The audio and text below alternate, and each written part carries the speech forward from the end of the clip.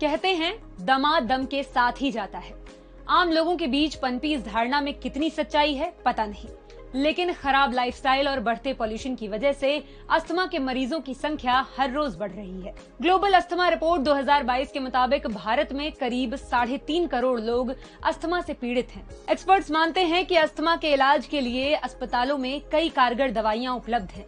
अगर मरीज समय पर दवा लें तो बीमारी को कंट्रोल किया जा सकता है। अस्थमा का इलाज बहुत लंबा होता है, इसके लिए आपको लंबे समय तक दवा लेनी पड़ सकती है।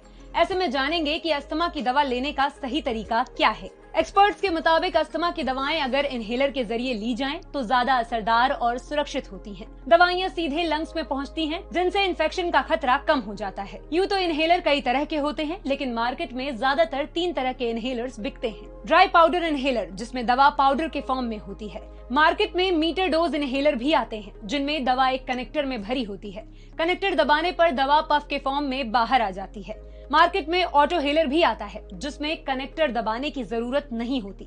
सांस के जरिए दवा अंदर खींचने के बाद कनेक्टर से बाहर आती है। इसके अलावा नेबुलाइजर का इस्तेमाल भी किया जा सकता है। ये मशीन तेज प्रेशर के साथ दवा को अंदर भेजती है। इसमें एक चैम्बर होता है, जिसमें दवा लिक्विड फॉर्म में भर दी जाती है। आप चाहें तो पोर्टेबल नेबुलाइजर भी इस्तेमाल कर सकते हैं। एक्सपर्ट्स के मुताबिक ये उम्र और बीमारी की स्टेज पर डिपेंड करता है कि आपको कौन सा इनहेलर इस्तेमाल करना है। 1 साल के बच्चे को स्पेसर, बेबी मास्क या नेबुलाइजर के जरिए दवा दे सकते हैं। 3 से 6 साल के बच्चे को स्पेसर और इनहेलर से दवा दी जाती है। 6 साल से ज्यादा उम्र के लिए ड्राई पाउडर इनहेलर और ऑटोहेलर फायदेमंद होता है। गंभीर सिचुएशन में ऑटोहेलर और ड्राई पाउडर काम नहीं करते, तब एमडीआई या नेबुलाइजर से दवा देनी चाहिए। अब सवाल ये है कि क्या इनहेलर लेने के साइड इफेक्ट भी हो सकते हैं। दरअसल आप गलत तरीके से इनहेलर लेते हैं तो मुंह में छाले, फंगल या स्किन इन्फेक्शन और एलर्जी हो सकती है। इसलिए इनहेलर लेने का सही तरीका जान ले। ड्राई पाउडर इनहेलर में 3 वैरायटीज होती हैं, रेवोलाइजर, रोटाहेलर और स्पिनहेलर। रेवोलाइजर से दवा लेने के लिए सबसे पहले डिब्बी से कैप्सूल निकालें। कैप्सूल को रेवोलाइजर में डालने के बाद 2 एरो के निशान देखें।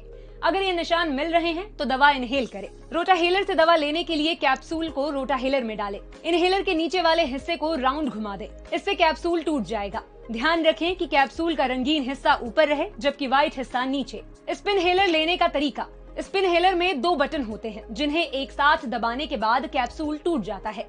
अब गर्दन 30 डिग्री ऊपर की तरफ रखकर दवा को इनहेल करें।